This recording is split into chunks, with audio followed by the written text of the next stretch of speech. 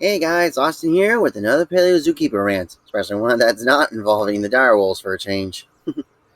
Well, as you probably saw at my last video, you probably learned quite a bit about Maiasaura, especially things you didn't know. One of the things I'm pretty sure most of you didn't know was about Maiasaura having a crop, much like that of birds. Okay, well, technically, we found it was Maiasaura itself wasn't exactly found with a crop. It's actually been found with a close relative of it known as Hadrosaurus. One of the dino mummies, can't remember if it's either Dakota or Leonardo that was found with the crop, but anyway, found that one of those dino mummies definitely found that at least Hadrosaurus had a crop right here. But even though we have not found it in Maiasaura, since Hadrosaurus and Maiasaura are pretty closely related, it's safe to assume that Maiasaura had this crop too. But why would they have that crop? I mean, like I mentioned in the video, hadrosaurs are as far away from being related to birds as dinosaurs can get, but they would still have that crop. Now, relationship aside, why would they need that crop? Well, there are multiple reasons why birds today have such crops. For those of you who don't know, a crop is a pouch that is within the esophagus of a bird. Now, birds often use it to be able to store food, and store food for multiple reasons, from uh, from processing their food, storing it for later, and other things. And we're going to talk more about those other purposes of the crop in with Maiasaura, especially how it would relate to Maiasaura.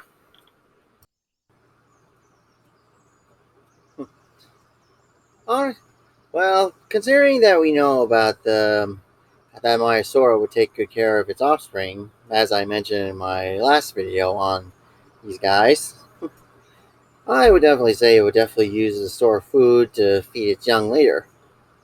But then I had a thought, an idea, if you will, of another use that the Maiasaura could use its crop for.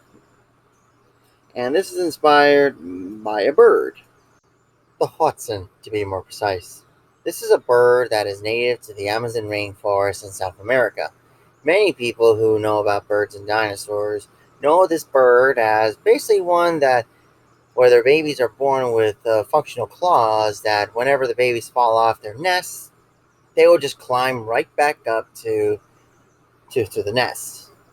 Much like kind of like Microraptor and other small dinosaurs did back in the day, age of dinosaurs. For the sake of this, however, I'm more focused on the birds are crop.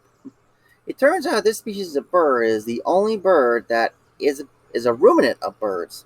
Basically, it would use its crop to have food be to ferment in it, much like the rumen of a cow. So that way they could be able to process their leafy diet further. Granted, this does make them smell like poop, but it's an efficient way to be able to digest their leafy diet, since these birds primarily feast on leaves. Now, with an obvious advantage like that, you would think that I would probably say this is what I believe it could be. And that's what I had for a while. But then as time went on, especially I learned more about this kind of deal from not just from the bird itself, but from ruminant mammals like cattle.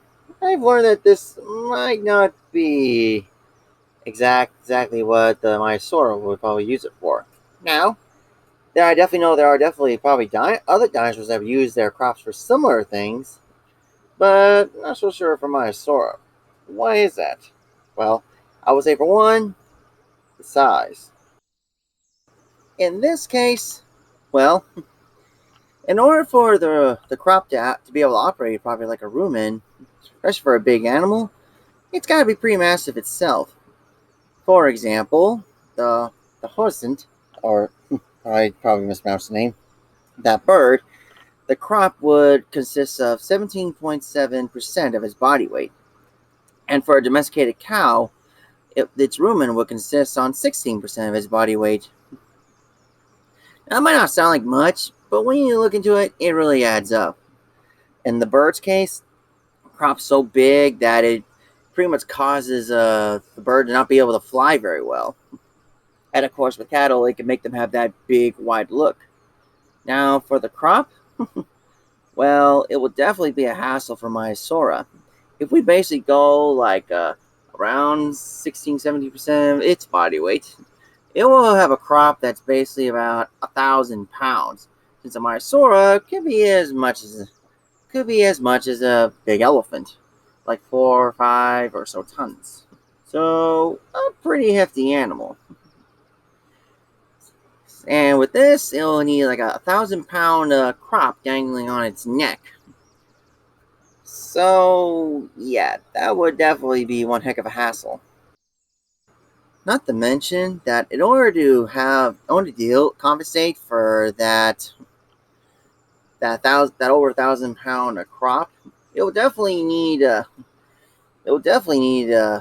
lot tall vertebra and ligaments to be able to carry that head up, which Maiasaura doesn't exactly have. If it does, if it probably will have tall vertebral spines like that of the Ouranosaurus, which is also known for something like this. American bison have something similar in order to support their large heads.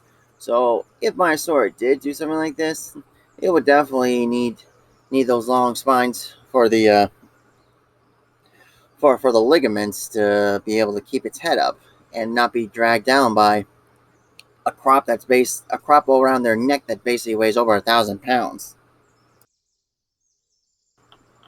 The second reasoning would be coprolites or fossilized poop. Now I know you're like, what? Why is that important? Well, it makes quite a bit of difference.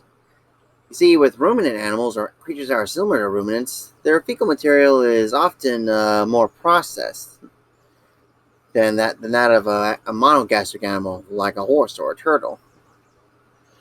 Basically, in a ruminant animal like a cow, the the the plant material and the fecal material is more refined, like almost like a powder, even in some way or another.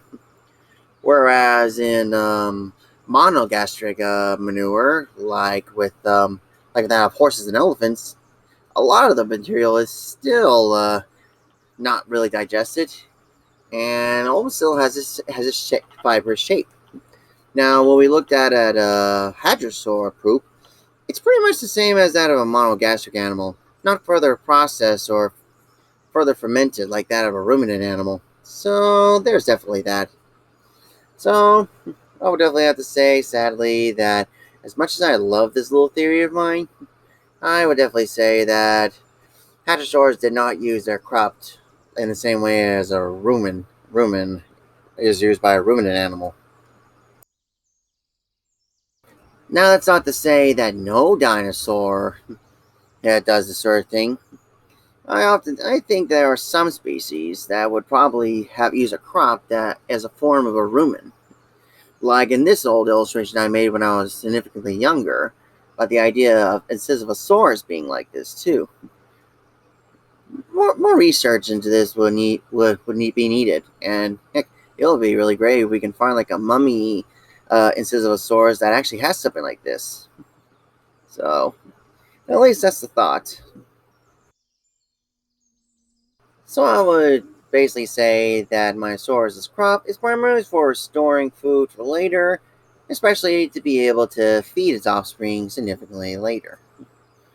So I would definitely say it's safe to assume that is what the Maiasaurus crop would most likely be.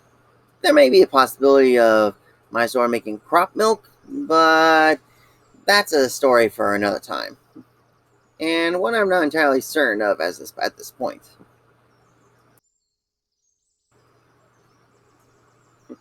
Yeah, I know, guys. Why would I make a rant video that introduces a theory, but then I just destroy it? Well, for a few reasons. One is that it pretty much tells you of a possibility of what dinosaurs are probably capable of. That, who knows, maybe a paleontologist or maybe there's a paper out there that pretty much touches on this kind of subject with a different species. Or maybe there's something I'm missing in my theory that you guys might want to share. Or I could be interested in it. And maybe not Maiasaura, or at least a larger, most of the larger hadrosaurs, but maybe some smaller hadrosaurs, whether it's like drysaurs or heck, like I mentioned before, Tyrannosaurs might be able to use a crop as a rumen. But who knows? But all the same, I make just reason I make these rant videos, and the same reason I make these regular videos, these regular monthly videos, because I like to share. I have ideas, and I like to share them and use them as a sort of educating opportunity. So yeah, hope you guys enjoyed this video.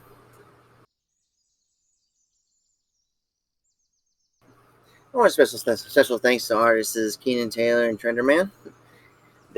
Both of them have been able to make art for me that definitely helps bring my projects and ideas to life. So again, thank you to them, and I'll send links to their DeviantArt pages down below.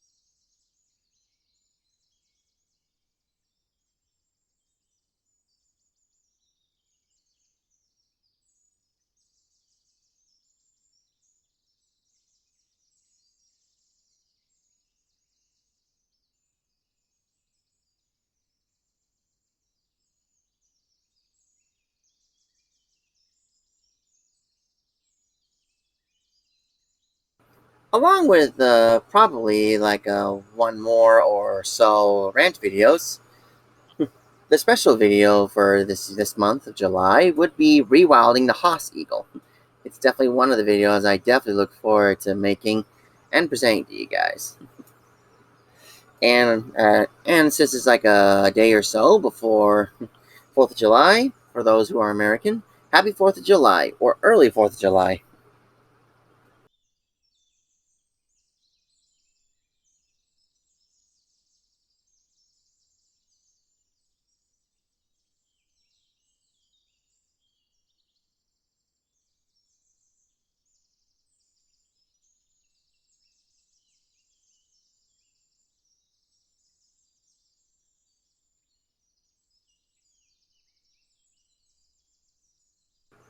I hope and each and every one of you has a grand day or night. Adios.